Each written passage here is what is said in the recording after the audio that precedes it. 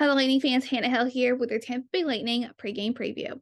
The Bolts took their third straight win against the Calgary Flames Thursday night at Amalie Arena, and the Bolts look to extend their winning streak to 4 games tonight at Bridgestone Arena as they're playing against the Nashville Predators.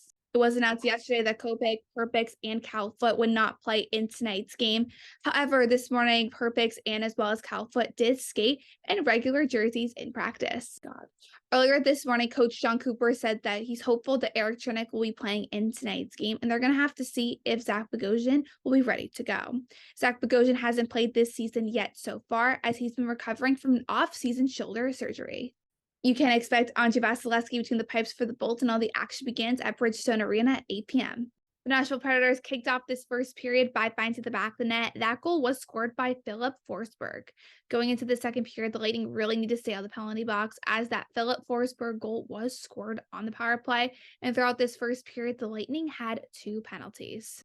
Towards the end of this first period, you really saw the urgency from the Tampa Bay Lightning, and I do believe that will follow them through into the second period.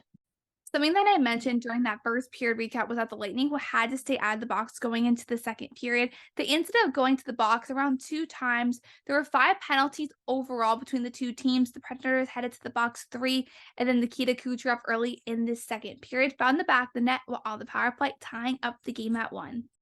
This third period was the one that got fans on the edge of their seats as Nylander of the Nashville Predators ends up finding to the back of the net, gaining back the Predators' lead at 5:04 in this third period, but leave it to Alex Cloran to find the back of the net to force an overtime late in the third period. One thing that we know in overtime is that if the opposing team has a power play, that's never good for your team, but that was a good one for the Tampa Bay Lightning as Steven Stamkos ends up finding to the back of the net, scoring the game-winning goal while on a power play. The Bulls take a 3-2 overtime win over the Nashville Predators at Bridgestone Arena in Nashville, Tennessee.